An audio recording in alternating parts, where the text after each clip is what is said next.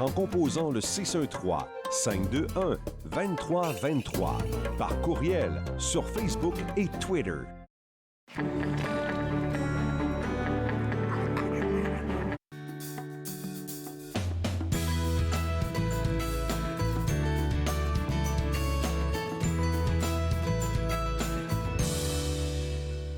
Bonjour et bienvenue à Entre nous, exclusivement sur les ondes de TV Rojas. Je suis Claude Andrea Bonnier. Je me ferai un réel plaisir de passer la prochaine heure avec vous.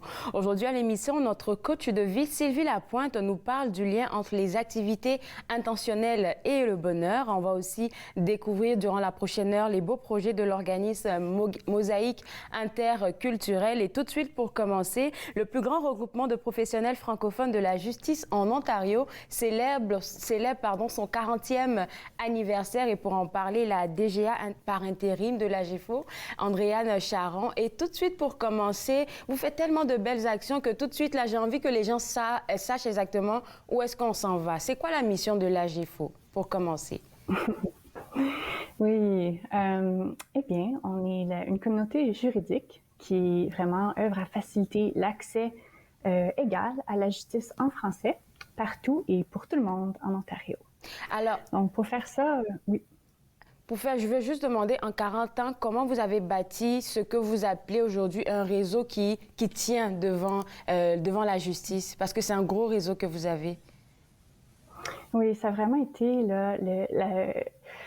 le dévouement de tous ces membres, des fondateurs, à partir des fondateurs, de tous les présidents, de toute personne qui s'est vraiment impliquée.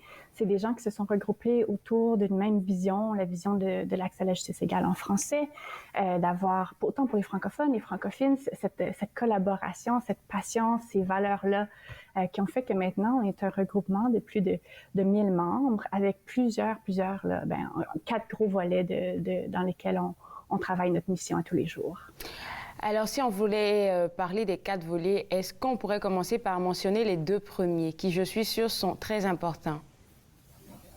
Oui, le premier, c'est vraiment de favoriser l'offre active des services en français dans le domaine de la justice.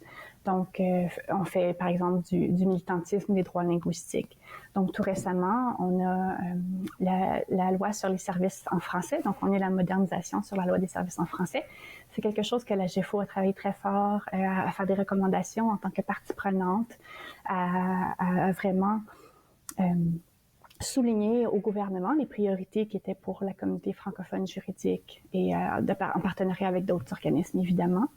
Le deuxième volet sur lequel on travaille aussi, c'est d'appuyer les actions qui travaillent, là, qui œuvrent à faciliter l'accès à la justice égale en français, dans l'Ontario, mais aussi à travers le Canada. Donc, on a des partenaires, par exemple, les autres AGEF, donc les autres associations de juristes d'expression française à travers le Canada, avec qui on travaille beaucoup. On travaille aussi en partenariat avec des organismes gouvernementaux comme Justice Canada, qui est un de nos bailleurs de fonds. Provinciaux aussi, donc la Fondation du droit de l'Ontario, qui est aussi un de nos bailleurs de fonds, la Fondation du droit fait un travail incroyable à travailler à l'accès à la justice pour les Ontariens. Qui est une initiative du barreau de l'Ontario. Donc, on travaille sur toutes sortes de niveaux, toutes sortes de paliers avec les acteurs, des enjeux de l'accès à la justice, puis évidemment des organismes communautaires, des organismes d'associations francophones, évidemment. Et c'est ce que j'aime beaucoup, là, c'est votre collaboration avec des organismes communautaires, parce que on vient de mentionner tantôt la loi sur les langues officielles et tout. Et là, je me dis, OK, quand on se débat pour la cause des francophones, il y a plusieurs sujets qui sont mis en avant, selon moi, et j'ai l'habitude d'en parler sur le plateau, que ce soit le domaine de la santé, de l'éducation, c'est ces affaires-là qui sont mises en avant. C'est bien beau, mais on oublie aussi que le côté de la justice, il faut regarder de ce côté-là aussi. Et heureusement que la GFO est là. Je pense que vous êtes là non seulement pour travailler avec vos collaborateurs, pour apporter qu'est-ce qu'il faut changer dans le côté de la justice, mais vous donnez aussi l'occasion à monsieur, madame, tout le monde de connaître exactement l'avancée dans la justice. Il va nous rester 45 secondes. Oui, et on a plusieurs projets autour de ça aussi. Donc, si on parle du Centre d'information juridique de l'Ontario ou de cliquerjustice.ca, ce sont tous des projets qui permettent à notre grand public de savoir leurs droits, puis d'en connaître plus à propos de leurs droits en général, mais aussi d'avoir ces informations-là en français. Et ce qui est facile aussi pour les gens qui sont en train de nous regarder, là, c'est que tout ce que l'AGEFO produit comme document, j'ai pu regarder, ça c'est facile à lire parce qu'on a tendance à croire que, ah non, les termes juridiques, là, non, j'ai pas envie de toucher, mais vous vulgarisez en fait les différents sujets. Exactement, en langage clair. Sinon, le domaine juridique, ça peut être un gros jargon. Définitivement. Écoutez, on va s'en aller pour prendre une petite pause. Et juste après la pause, j'aimerais qu'on mentionne déjà aux gens qui nous regardent qu'est-ce qu'on va discuter parce que après la pause, on pourra parler des 10 événements qui ont marqué l'AGEFO. Mais en plus de parler des 10 événements qui ont marqué l'AGEFO, j'aurai l'occasion de parler de qu'est-ce qui se prévoit pour les prochains 40 ans parce qu'il y a de gros projets qui se préparent avec l'AGEFO. Et je vous invite tout de suite là à visiter leur site web www.agefo.ca pour avoir plus d'informations et poursuivre notre conversation avec la DGA. On se voit juste après la pause. Vous regardez Entre nous, exclusivement sur les ondes de TV Rojas.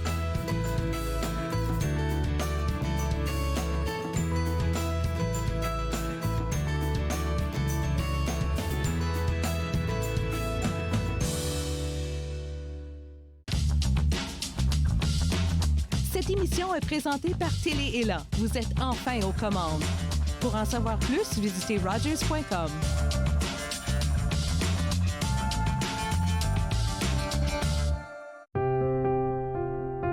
Les commerces, les restaurants et les services locaux d'Ottawa font partie importante de notre tissu urbain. Nous pouvons les aider en ces temps difficiles. Commandez chez eux en ligne, acheter des chèques cadeaux à utiliser plus tard, commander des repas à emporter ou à livrer, démontrer votre soutien sur les réseaux sociaux. S'il vous plaît, faites-le aujourd'hui. En savoir plus, visitez ottawa.ca/acheter local. Mettons que ma jeunesse n'était pas sans drogue. Je dis quoi, mon ado? J'aimerais qu'il vive sa jeunesse sans avoir peur de me parler de drogue. C'est possible? Choisir de vivre sa jeunesse sans aucune drogue, est-ce que c'est utopique? Des questions au sujet des jeunes et de la drogue. Jeunesse sans drogue Canada. Chaque année, des dizaines de Canadiens sont tués ou gravement blessés parce qu'ils prennent des risques près des voies ferrées. Parlez de la sécurité ferroviaire à vos proches. Visitez le finilesvoiestragiques.ca.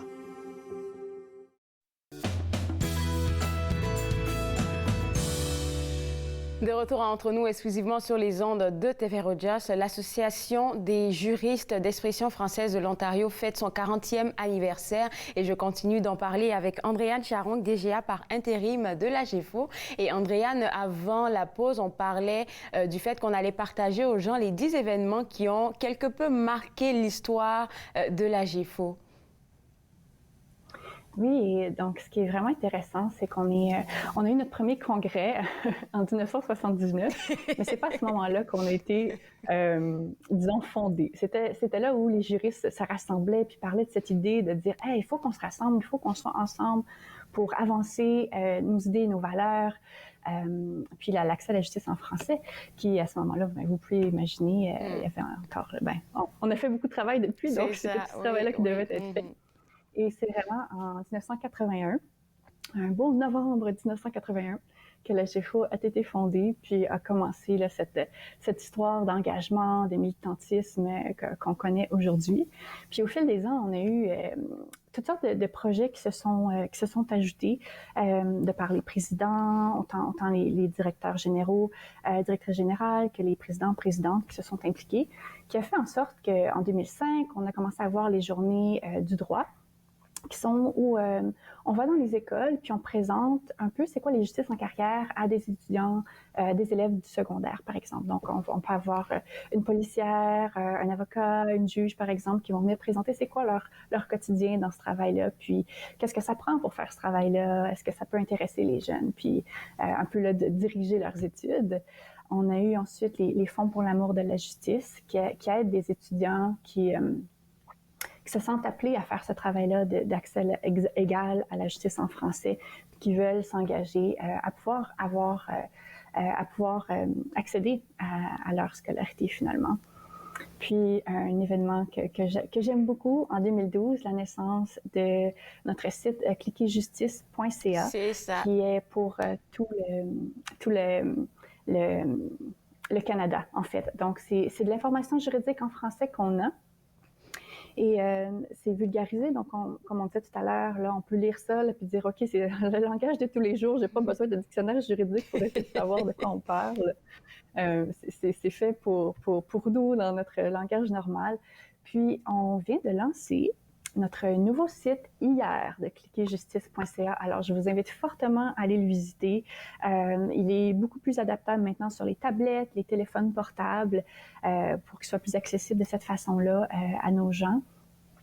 Et oui, c'est vraiment sur une foule de sujets aussi. Donc, on peut parler de droits des locataires, droits d'immigration, emploi. En tout cas, vous en avez une foule de sujets sur ce site-là.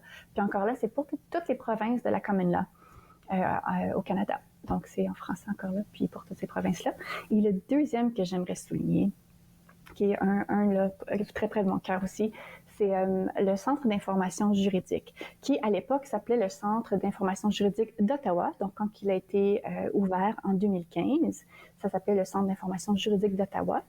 Puis, c'est là où on peut avoir de 30 minutes, par exemple, avec une avocate gratuitement, sur n'importe quel sujet qui a rapport au droit fédéral ou provincial, pour essayer de comprendre un peu c'est quoi notre situation. Donc, c'est de l'information juridique. On ne fait pas de représentation, mais c'est là où on s'assoit avec la personne, puis on va décortiquer le problème juridique, voir c'est quoi les options qui s'offrent à cette personne-là, puis ensuite de pouvoir expliquer les étapes que cette personne-là peut prendre pour résoudre son problème.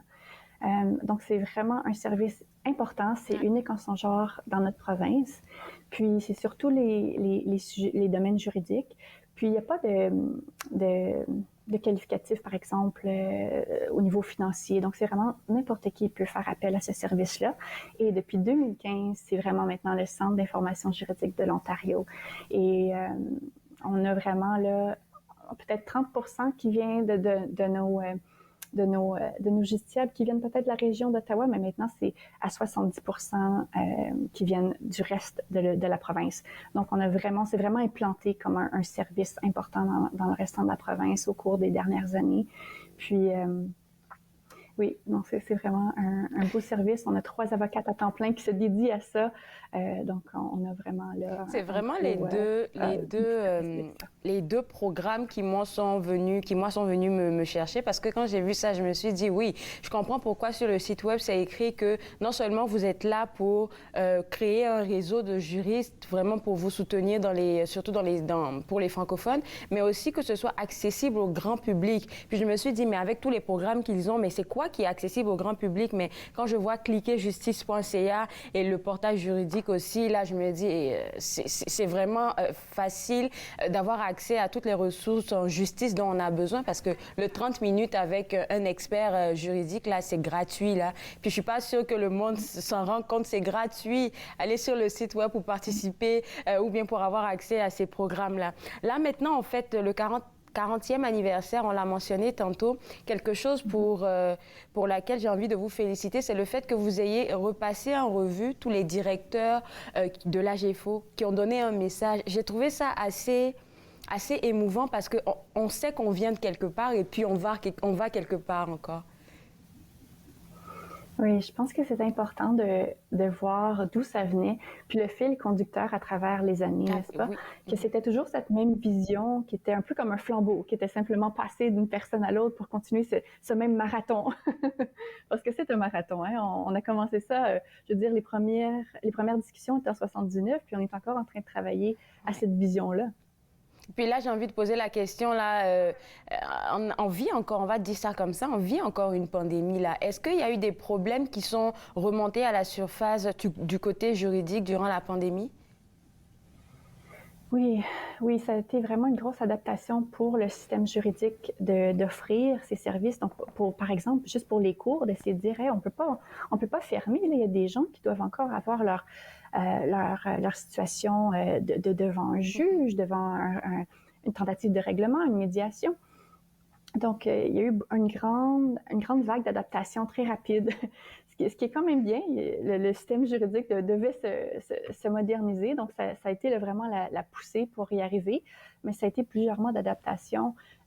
Puis c'était une des choses que la GFO faisait à ce moment-là, c'était d'essayer d'épauler les membres à travers cette évolution-là, ce changement-là. On faisait des formations, par exemple, professionnelles, des formations professionnelles continues pour nos membres, essayer de savoir, bon, mais c'est quoi les changements juridiques? Parce que le droit changeait tous les jours aussi, dans plusieurs domaines.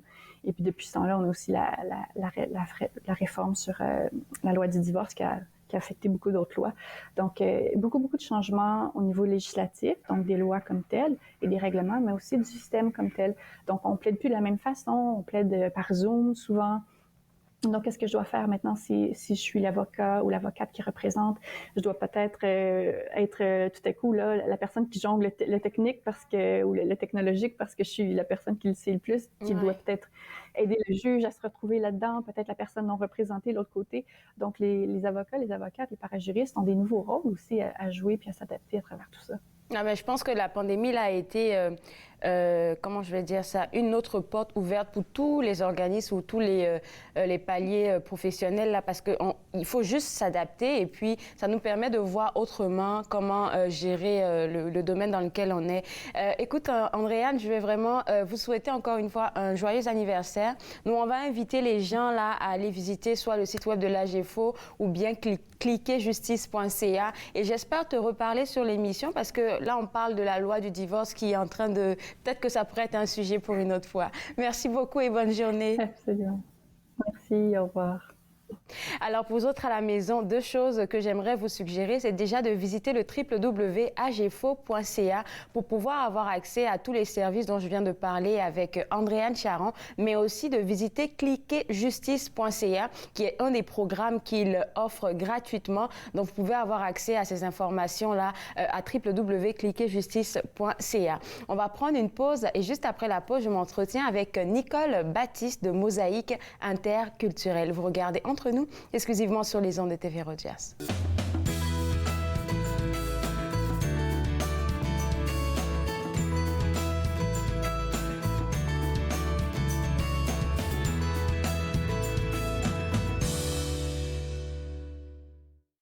Tell them to stop now. Mag way with your susu anytime.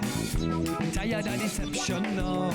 Wax got On tous avec aplomb les raisons, seul quoi c'est. Marchons tous à pas de plomb, des raisons tous aux aguets. Montons tous avec aplomb la vérité à deux visages. Le père et le pervers, l'enfant, le cœur et les visages. Nous montrons tous l'hypocrisie est naturelle. Plus forte à mon avis que la sélection naturelle. Nous montons tous avec aplomb, gardant la forme mais pas le fond. La vérité soit elle est qui nous soit en pense, c'est ce qu'on apprend. They want it so bad. They want the truth that me getting on me would have glad. They want it so bad. It's your world, man. They want it so bad. They want the truth that me getting on me would have glad. They want it so bad. This your world, man. Nous montons tous, cogitant noir, porte des gants blancs. La perspective, je la respecte, je pense en noir, tu penses en blanc. Pourquoi c'est bien ou mal d'être à la droite ou à la gauche? Pourquoi on dit de l'homme qui est malade d'avoir la bouche? Nous mentons tous, ne me pose jamais la question. Qui ment ou ne ment pas, explique seulement ta dissension. Je me délecte face à face entre ta conscience et l'intuition. Face à toi, je suis menteur, mais je suis comme toi, c'est l'allusion. Me want it so bad. Tell me want the truth that me getting on me would have glad. Me want it so bad. It's your world, man. Me want it so bad. Me want the truth that me getting on me would have glad. Me want it so bad, girl. It's your world, man. La vérité.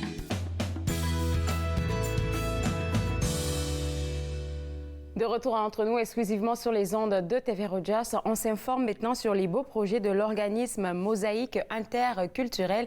Et pour en parler, Madame Nicole Baptiste qui est avec moi au téléphone. Madame Baptiste, j'aimerais qu'on rappelle un peu aux gens qui nous regardent, c'est quoi l'importance de la création de cet organisme-là? En fait, la création de cet organisme nous est venue parce que nous avons remarqué que les artistes... auteurs et auteureux des communautés francophones à d'ascendance africaine en Ontario n'avaient pas une bonne visibilité, n'étaient pas assez connus. Et ce qui est bizarre, aussi bien dans la communauté d'accueil que dans leur propre communauté. Et les jeunes, par exemple, connaissaient bien des auteurs américains, mais pas les auteurs d'ici, les auteurs de leur communauté. Et les artistes aussi en art visuel, dans le théâtre et tout. Et c'est à partir de ça que nous avons dit c'est important de créer un organisme pour faire la promotion de la culture afro-descendante de francophones en Ontario. Ça fait combien de temps que vous existez? Nous existons depuis 4 ans. Septembre 2017, l'organisation était incorporée, mais nous avons commencé à travailler là-dessus, mon Dieu, depuis un an, c'est-à-dire depuis 2016, mais ça a pris vraiment forme. Nous l'avons incorporé en 2017.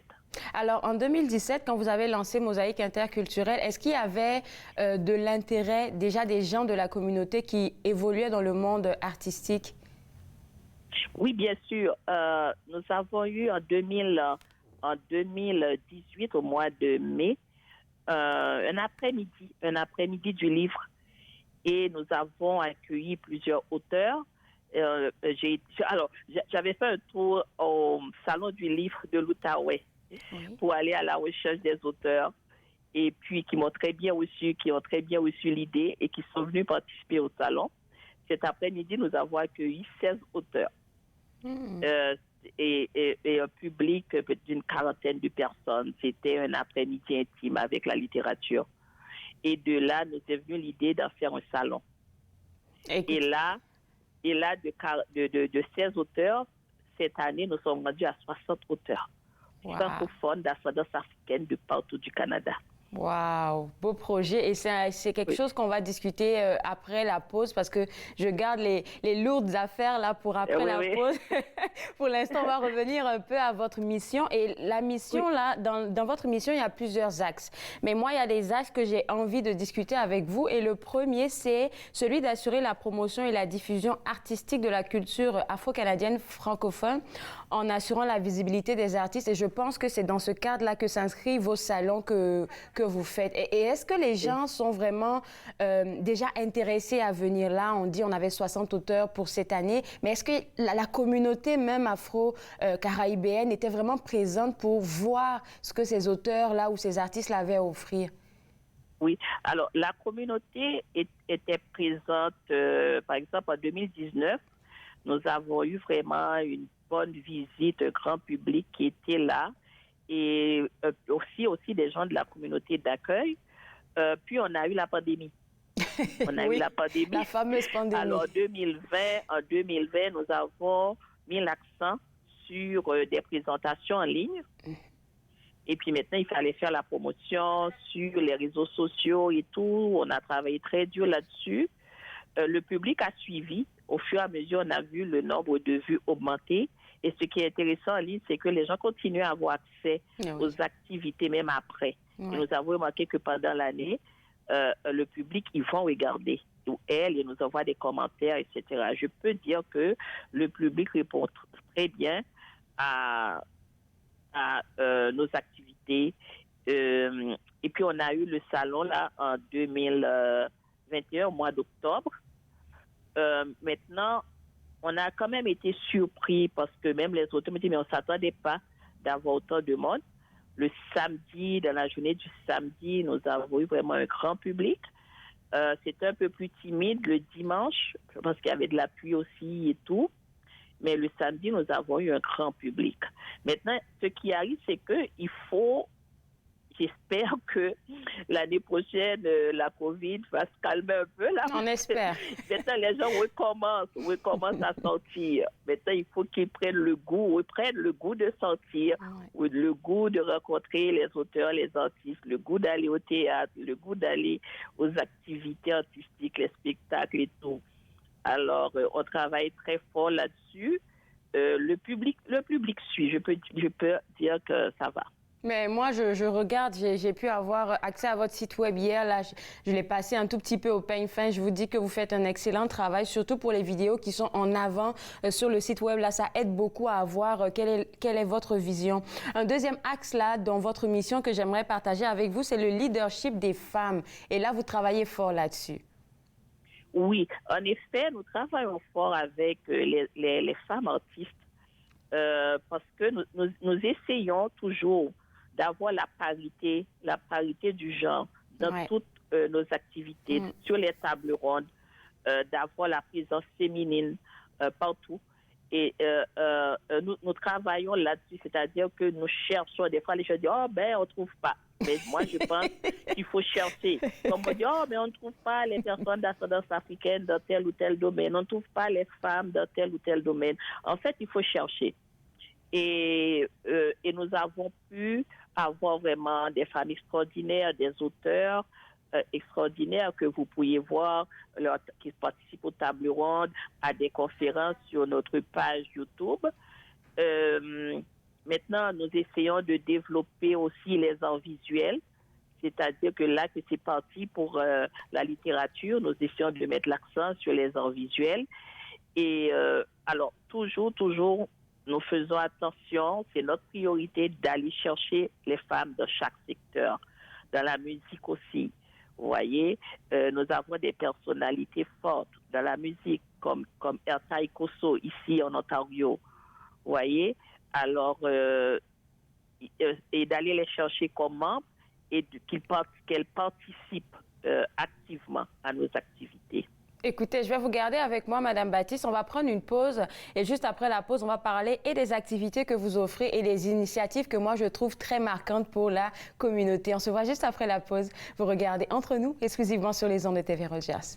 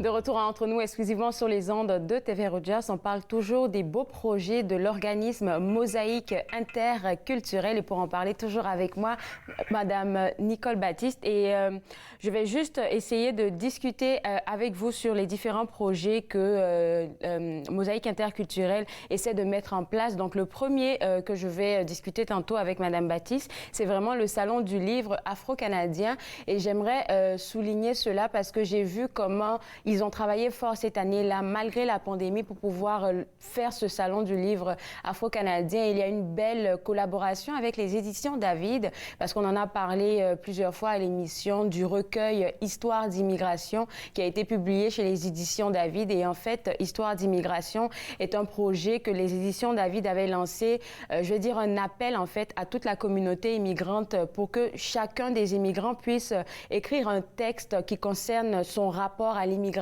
son histoire par rapport à l'immigration. Et Mosaïque interculturelle n'était pas en marge de cette initiative-là. Ils ont travaillé avec les éditions David pour mettre tout ça ensemble pour avoir vraiment une communauté qui est représentée. Et ce qui est intéressant dans tout ça, c'est que Madame Baptiste, en fait, dans tout votre travail, là, l'un des aspects de votre mission, c'est vraiment de contribuer aux archives du patrimoine afro-canadien. Et comme je le mentionnais tantôt, votre collaboration avec les éditions David pour Histoire d'immigration, ça révèle exactement ce que vous avez parlé dans cet axe de mission-là. Oui, voilà. Oui, nous avons une belle collaboration avec les éditions David. En fait, je profite de l'occasion pour dire un grand merci aux éditions David qui a donné cette opportunité aux personnes d'origine immigrante de contribuer au patrimoine franco-ontarien par leur témoignage. Et aussi, nous travaillons avec le RPFO, le réseau du patrimoine franco-ontarien, où nous, avec le Chaînon, la revue Le Chaînon, oui. Et pour contribuer aussi à mettre de l'avant les personnages d'ascendance africaine dans l'Ontario francophone. Nous contribuons avec la revue dans les recherches où ils ont fait des présentations de certaines personnes comme Fété, qui est aussi auteur, qui contribue aussi avec nous, qui a fait partie du comité du Salon du Livre. Oui.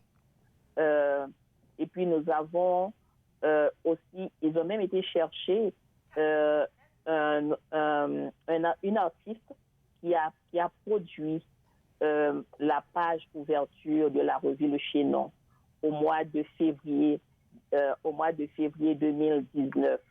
Vous voyez, alors, nous avons une belle collaboration avec des organismes de la région pour mettre de l'avant et pour travailler sur l'apport des personnes d'ascendance africaine dans l'Ontario. C'est Fété, j'ai oublié de dire son nom de famille, on l'appelle tellement tout le monde Fété Kim Piobi, qui est une auteure et qui vient de sortir un bouquin là cette semaine. En tout cas, pour tous les artistes de la région qui nous écoutent en ce moment-là, vraiment, je pense que Mosaïque Interculturelle est le carrefour auquel vous devez déposer vos affaires parce qu'ils ont toutes les ressources là pour vous accompagner. Il y a deux initiatives marquantes, en tout cas selon moi, pour ma part, qui vraiment ont marqué, comment je vais dire, mes lectures pendant que j'étais sur votre site web. C'est le prix Bravo. Ça là, je pense que c'est une très belle initiative. Oui, alors c'est l'initiative avec laquelle nous avons fait le lancement de Mosaïque Interculturelle en 2017, au mois de décembre 2017. Et là, nous avions mis en avant le leadership féminin. Nous avions rendu hommage à des femmes qui sont dans des métiers non traditionnels. Et là, c'était vraiment extraordinaire parce que nous-mêmes, nous avons eu des belles surprises. Nous avons une femme qui était dans l'armée canadienne en télécommunication. Wow. Et nous avons eu des femmes camionneurs, des femmes conducteurs d'autobus. C'est-à-dire que nous avons eu les femmes dans la culture aussi comme sculpteurs. Et c'était vraiment intéressant d'avoir cette plateforme-là, ce groupe de femmes autour de nous. Et des grandes amitiés se sont développées, ils participent encore à nos activités. Et c'était une surprise aussi, même pour nous. Il y a des personnalités, on n'était pas au courant qu'on avait cette belle brochette-là de femmes, ce leadership de femmes qui se développe non seulement dans l'Ontario, mais aussi au Québec. Oui, on peut voir ici Yvette Yandé Achiri qui est déjà passée même à l'émission, Sarah Onyango que j'ai reçue ici. C'est vraiment des femmes extraordinaires là que vous célébrez. Et vraiment merci parce que ça permet de permettre à ces femmes et peut-être à ces autres artistes là qui sont masculins aussi de se dire, écoutez, on est vu, on est honoré et ça fait toujours plaisir. Une deuxième initiative que j'ai beaucoup appréciée sur votre site web, c'est qu'il y a un onglet qui est écrit Entreprise afro-canadienne. Et les gens qui sont curieux, ils peuvent avoir la liste de tous les artistes ou de toutes les personnes que vous soutenez. Ça aussi, c'est très intéressant. Oui, parce qu'on nous avons remarqué là encore que même dans la communauté des femmes, nous ne connaissons pas assez les ressources disponibles dans nos communautés. Ça, c'est vrai. Afro-descendantes aussi bien, je dirais, dans les communautés caribéennes et africaines qui sont disponibles. Alors, nous avons mis en place un répertoire où les gens peuvent voir les ressources disponibles pour utiliser les ressources de les communautés parce qu'ils ont besoin de notre support, ils ont besoin qu'on achète chez eux, qu'on consomme chez eux pour leur permettre que leur entreprise fructifie et puis leur permettre d'avoir une longévité dans leur entreprise et avoir aussi le support de notre communauté. Des fois, ça vous donne plus d'énergie, ça vous donne de dire que il y a des gens qui me supportent, il y a des gens qui apprécient ce que je fais. Et je vous dis que ça, moi-même, quand les gens me disent c'est super ce que tu fais, on aime ça, et qu'ils se font membres, les auteurs, là, les artistes, quand ils se font membres, nous, ça nous encourage. Alors, je pense que ça va encourager aussi les entrepreneurs quand nous les visitons, quand nous consommons chez eux. Définitivement. Vous faites un excellent travail, je vais le répéter encore une fois. Puis nous, on va inviter les gens à se connecter à votre site web pour être à l'affût de toute votre actualité. Merci beaucoup, Madame Baptiste, et bonne journée. Merci bien. Je profite quand même pour remercier une belle équipe qui m'accompagne dans tout ça. Je ne suis pas seule. Et il y a des gens de toutes les générations. On travaille ensemble. Et puis, l'expertise des jeunes en technologie qui supportent les aînés, tous. On a une belle ambiance de travail, de collaboration. Merci beaucoup. Au revoir. Au revoir. Alors, pour vous autres à la maison, comme je l'ai mentionné tantôt, surtout pour être un peu curieux de voir qu'est-ce que Mosaïque Interculturelle fait, je vous inviterai à visiter leur site web www.mosaïqueinterculturelle.ca. On va prendre une pause et juste après la pause, on va parler avec notre coach de vie, Sylvie Lapointe. Et aujourd'hui, elle nous fait un beau lien entre les activités intentionnelles et le bonheur. Vous regardez Entre nous, exclusivement sur les ondes de TV Rogers.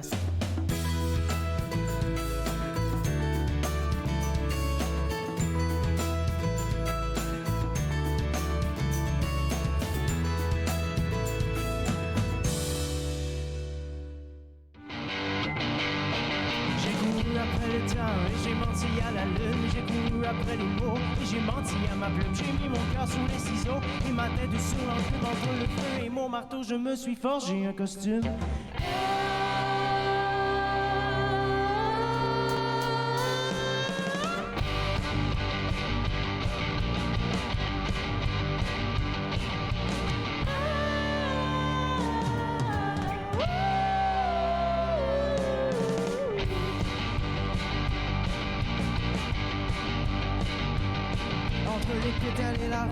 La tige et la racine se cachent les secrets de l'amour. Quelque part en deux c'était la date au autour du soleil. Et puis ça change plus, c'est pareil. La tête me tourne, il y a une toune qui me pousse entre les deux oreilles.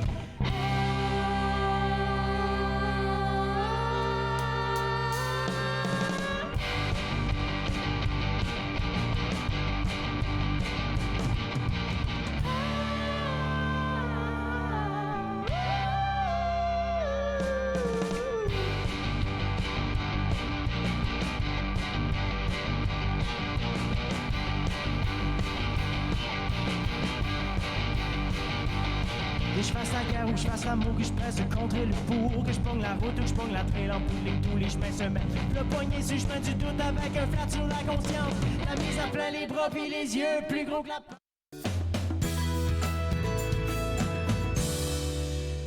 De retour entre nous exclusivement sur les ondes de TV Rogers, on va parler maintenant du bonheur avec notre coach de vie, Sylvie Lapointe. Et le bonheur, c'est notre thème général. On est toujours très heureux de parler avec Sylvie. Prenez des notes, j'ai mon stylo, j'ai ma petite feuille ici. Et tout de suite, pour commencer, Sylvie, selon toi, en tant que coach de vie, comment tu définirais le bonheur? Bien, la première chose, c'est que la définition est unique à chacun d'entre nous. OK. C'est exactement ce que donc, oui. Et l'autre chose, je pense, qui est importante, c'est que on a cette idée, genre Disney, là, tu sais, ou contes de fées, excuse-moi, que le bonheur, c'est la description de toute une vie. Sauf que ce que j'ai compris, au fur et à mesure que j'étudie la psychologie positive, mais aussi au fur et à mesure que j'essaie d'interpréter ce qui se passe en moi, c'est que le bonheur, c'est pas du 24 heures sur 24. Aha. C'est des moments. Et l'idée, c'est de justement prendre conscience de ces moments-là, de les savourer, parce qu'on en a tous. Et si notre désir, c'est de courir après la vie utopique, le bonheur avec un B majuscule, on risque d'être déçu. Donc, le bonheur, c'est des petits moments. C'est une addition de petits moments, un après l'autre. OK. Là, je pense que et ce qu'on voit à l'écran, c'est... Oui, une grosse charge sur nos épaules, là. Oui. Et ce qu'on voit à l'écran, c'est un rappel que le bonheur, ça se cultive et qu'il y a des ingrédients au bonheur qui sont étudiés d'ailleurs de façon scientifique par, entre autres, une chercheure qui s'appelle Sonia Lyubomirsky de l'Université de Berkeley, je crois, en Californie. Non, l'Université de Californie, je m'excuse. Et elle a fait des études pour justement essayer de cerner c'est quoi le bonheur. Et c'est des éléments ou un agencement d'éléments, mais il y a des thèmes qui se retrouvent. Entre autres, il y a une grande corrélation entre la qualité des relations qu'on a et le bonheur. Ou notre capacité d'être altruiste, de faire des actes de charité, de se préoccuper des autres. Encore là, c'est associé avec le bonheur. Et l'exercice physique aussi, mes filles n'aimeraient pas ça si je leur fais le rappel, mais je leur dis, il faut bouger son corps, parce que ça a été étudié de toutes sortes de façons, mais entre autres pour le bonheur, pour la psychologie positive, mais aussi l'activité physique nous aide à gérer nos anxiétés, la dépression, les problèmes de santé mentale. Tu as ouvert plusieurs portes quand tu donnais ta définition. Tu as parlé de la psychologie positive. Je sais que tu travailles dessus depuis très, très, très longtemps, là, plus de 15 ans si je ne me trompe pas. Comment tu pourrais nous aider à embrasser ce qu'on appelle la psychologie positive? Parce que j'ai l'impression qu'il y a eu tellement de choses à dire sur ce terme-là qu'il y en a qui sont vraiment réfractaires. Oui. Et essentiellement, j'essaie de voir où je vais prendre le fil. Bon. Okay. Dans les années 2000, il y a quelqu'un du nom de Martin Seligman qui a pris la présidence de l'Association des psychologues des États-Unis. Et il a fait un commentaire peut-être réfractaire en disant à ses collègues, écoutez, quand je regarde tout le travail qu'on a fait depuis des décennies, on a mis le focus sur ce qui nous rend pas bien. C'est-à-dire, on connaît plein de choses sur l'anxiété, sur la dépression, sur les maladies bipolaires, sur la schizophrénie. On peut définir ça dans notre domaine d'études en psychologie. Mais ce qu'on ne peut pas définir, c'est ce qui nous rend heureux. Donc, il a lancé un mouvement qui s'appelle la psychologie positive. Donc, c'est pas une idée de toujours avoir des pensées positives et de regarder avec les lunettes roses, quoique, bon, ça fait partie de l'équation, mais c'est une façon de distinguer entre la recherche qui avait été faite jusqu'à ce moment-là sur ce qui nous rend malade, ce qui nous rend pas bien psychologiquement, et de se pencher plutôt sur ce qui nous rend bien, ce qui nous aide à grandir notre bonheur, donc la psychologie positive. Donc, 2 ou 3 choses que je vais vous dire là-dessus. La première chose, et c'est surprenant, ce l'était pour moi, c'est que les études en psychologie positive ont démontré qu'on a un potentiel d'être soit optimiste, heureux, ou pessimiste, plus critique, plus apte à repérer ce qui ne va pas. Oui. C'est inscrit dans notre ADN. Est-ce qu'on a les 50-50 dans notre ADN? Non. Alors, c'est ça. Le premier 50%, ça dépend de notre ADN. OK. Donc, dans le premier 50%, tu as soit une prédisposition à avoir des lunettes roses, tu sais, de voir les choses du bon côté, ou d'avoir des lunettes noires. OK. D'être un peu comme moi, malheureusement. Je pense que oui, moi aussi. Oui, à facilement imaginer ce qui pourrait aller de travers, ce qui pourrait être difficile, ce qui pourrait poser des problèmes. C'est facile pour moi de voir le côté catastrophe de la vie. C'est pour ça, d'ailleurs, que je me suis intéressée à la psychologie positive. Donc, 50% est prédéterminé notre ADN. Ensuite, qu'est-ce qu'on fait avec l'autre 50%? Donc, je vais te donner une devinette, mais tu as lu mon livre, alors peut-être que tu connais déjà la réponse. Les choses comme une belle maison, un beau décor, des nouveaux souliers, un nouveau téléphone, une nouvelle voiture, la chirurgie esthétique pour paraître mieux, toutes ces choses-là, le statut, notre salaire, le type d'emploi qu'on a. Alors, toutes ces choses-là, ça compte pour combien de l'autre 50% selon toi? Ben, je dirais, je vais tricher parce que moi, j'ai eu accès au livre il y a longtemps. Ça fait juste un 10%. Et puis, quand j'ai lu ça, je me suis dit, on s'en rend même pas compte, mais c'est tellement vrai. Après, là, on perd le goût. Ben oui, j'ai une nouvelle voiture. Et alors, après, on finit par se plaindre la voiture prend trop de gaz, ce genre de truc-là, donc. Ouais, et malheureusement, notre société capitaliste, matérialiste, et là, on le voit en plein dans le Black Friday, le Cyber Monday, on nous pousse à acheter. Notre société est vraiment organisée pour nous faire croire que la prochaine bébelle va nous rendre heureux. Mais ce que Sonia Lyubomirsky a découvert, c'est qu'il y a une adaptation hédoniste. Ce qui veut dire que, initialement, oui, la nouvelle voiture, le nouveau téléphone va nous apporter un petit plus, un petit positif ou un grand positif.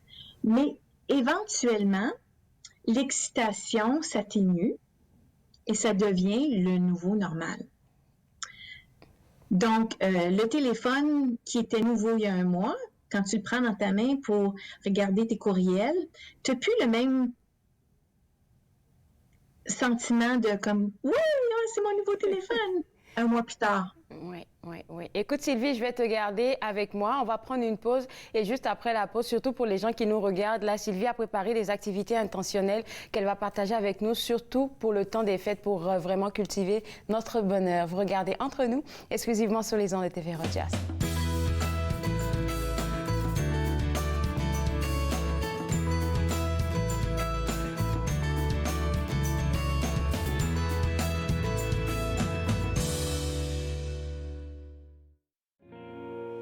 J'aurais dû te reconnaître comme une autre partie de moi. Invisible, je tombe sans toi, je tombe chaque fois. Je t'espère encore, j'y crois mais j'ai tort. Je tombe sans toi, je tombe chaque fois. Tout s'arrête là, perdu déjà. Je compte les heures qui nous séparent. Le monde autour semble à l'écart. Je ne vois plus devant ni derrière. Je t'ai perdu. J'ai tout à refaire. J'aurais dû le reconnaître. Tu es l'autre partie de moi. Invisible, je tombe sans toi. Je tombe chaque fois. De retour entre nous exclusivement sur les ondes de TV Rogers, on parle toujours du bonheur avec notre coach de vie Sylvie Lapointe et comme je l'ai mentionné, à vos stylos et à vos feuilles parce qu'on va prendre des notes avec elle. Sylvie, avant la pause, on parlait du fait que dans notre humain, on avait 100%, en fait 50% qui est la prédisposition par rapport à notre famille. Est-ce qu'on voit le verre à moitié vide ou à moitié plein? Ensuite de ça, le 10%, c'est notre petit matériel qu'on arrive à avoir, maison, voiture et autres. Et l'autre 40%, c'est là qu'on peut cultiver notre propre bonheur. Comment on fait ça?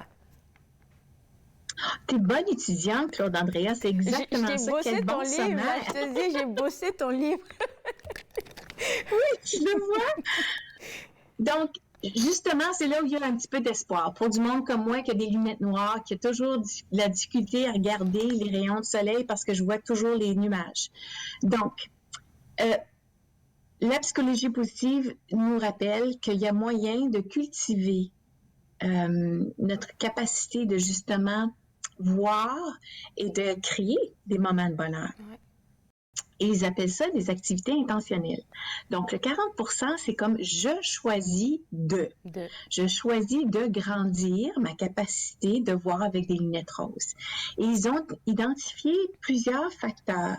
Quand je dis ils, je parle des chercheurs, des scientistes. Ils ont identifié plusieurs facteurs qui sont associés avec un plus grand quotient de bonheur. On en a parlé un petit peu tantôt. On a parlé du fait que les gens qui sont heureux, qui se disent heureux, ont un cercle d'amis et de famille et des interactions régulières avec d'autres. Donc, une autre façon de dire ça, c'est le monde autour de toi et la relation que tu as avec eux, c'est un ingrédient du bonheur. Oui. Moi, j'ai beaucoup apprécié ça. Et autre chose que j'ai apprécié aussi, c'est que tu mentionnais le temps de prendre du temps pour soi, pour se ressourcer, parce que je me suis dit, c'est vrai, les gens qui ont le don de soi facile, là, souvent, ils s'oublient dans l'équation. Ils prennent pas le temps de respirer pour pouvoir recharger les batteries. Puis là, tu nous permets de faire une pause. Tu as tout à fait raison. Les gens qui sont comme moi et comme toi, qui ont le goût de se donner à quelque chose de plus grand qu'eux, d'aider, de venir en aide aux autres, ça fait partie de notre ADN, hein? Mais en même temps, c'est facile de s'oublier et de se vider d'énergie sans le réaliser. Et donc, on en a parlé plusieurs fois, Claude Andrea, toi et moi, des activités toutes simples comme pratiquer la gratitude, et de faire des pauses pour être dans le moment présent, c'est une façon de se ramener à soi. Oui, définitivement. Et quand tu parles de gratitude, là, on en a parlé, je pense, il y a 2 saisons, où est-ce que tu nous mentionnais que c'était important d'avoir un journal de gratitude. Je te dis que j'ai essayé, mais j'ai pas tenu longtemps. Mais de plus en plus, on parle. Je me rends compte que c'est important souvent de relire les petites notes qu'on s'est écrites. Par exemple, il y a une semaine, je me dis, ah, OK, j'avais de la gratitude pour ça, c'est que je pourrais avoir de la gratitude aussi pour autre chose aujourd'hui. C'est vraiment une pratique et une discipline. Hein? C'est comme n'importe quelle habitude qu'on essaie de créer. On a besoin d'être conscient et être, comment je peux dire ça, déterminé quand on veut essayer quelque chose de nouveau. Mais voici, je vais t'ouvrir une porte, OK, Claude Andrea?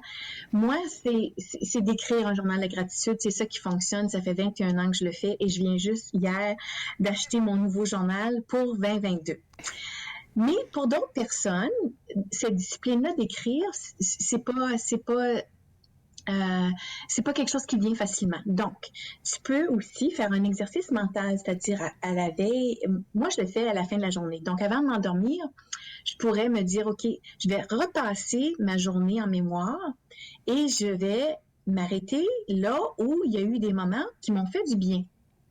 Donc, tu peux le faire de façon mentale. C'est une belle façon de s'endormir. C'est comme faire le point de sa journée et dire, il y a eu du bon dans ma journée. Même s'il y a eu beaucoup de difficiles ou de complexes, il y a eu du bon. Une autre chose que j'ai utilisée avec mes filles à un moment donné, c'est des boîtes à caresses.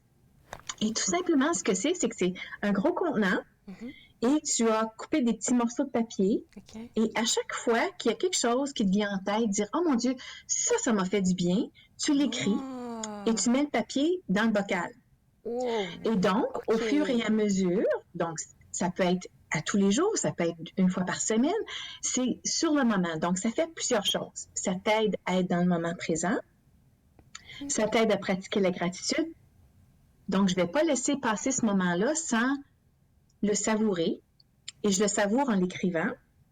Et troisièmement, quand tu as des journées aussi gris ou noires, tu ouvres ton bocal et tu piges quelques papiers pour te rappeler qu'il y a du bon dans ta vie.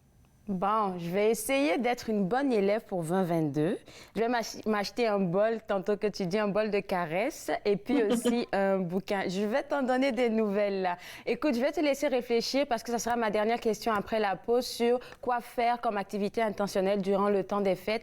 Et avant qu'on aille à la pause, j'aimerais juste inviter les gens à se procurer ton ouvrage à www.l2emergence.com. On se voit juste après pour regarder Entre nous, exclusivement sur les ondes de TV Rojas.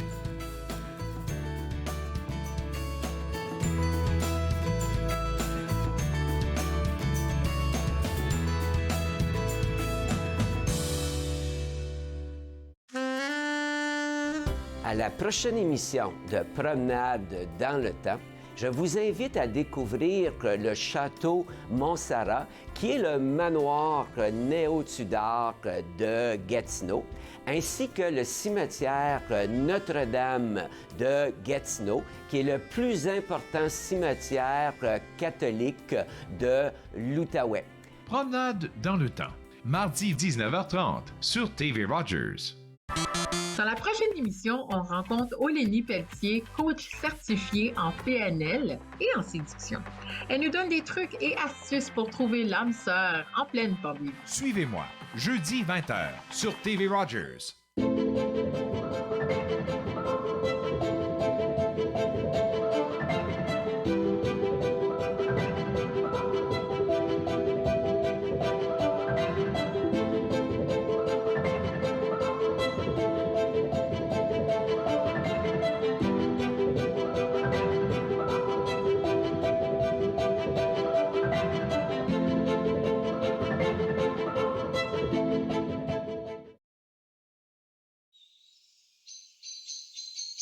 Cette semaine, à Viens que je te raconte, on commémore le jour du souvenir.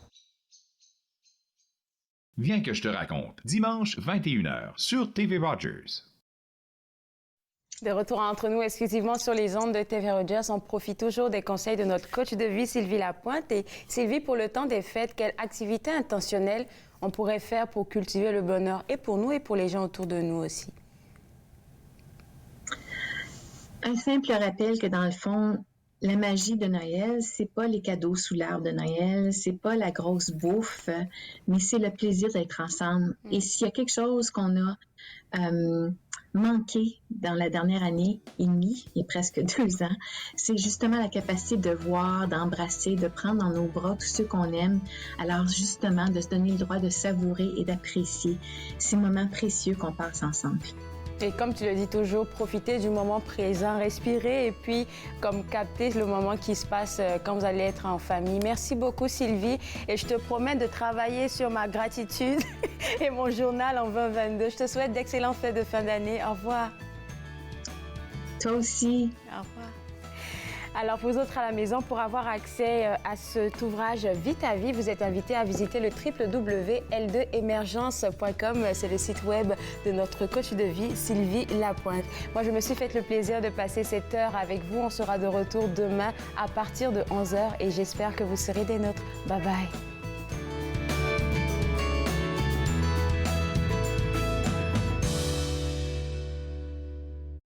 Faites-nous part de vos commentaires en composant le 613-521-2323 par courriel sur Facebook et Twitter.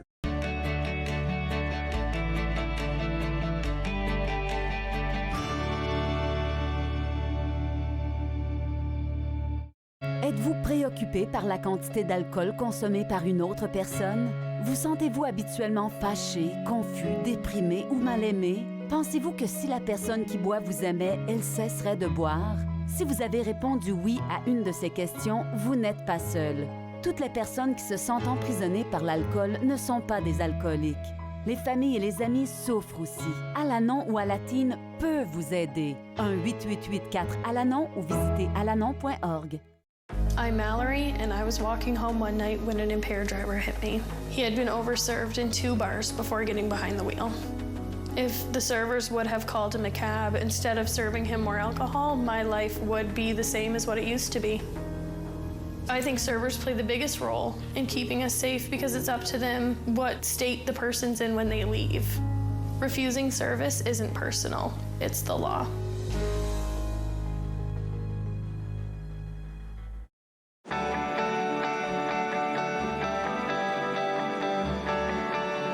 Vous regardez TV Rogers.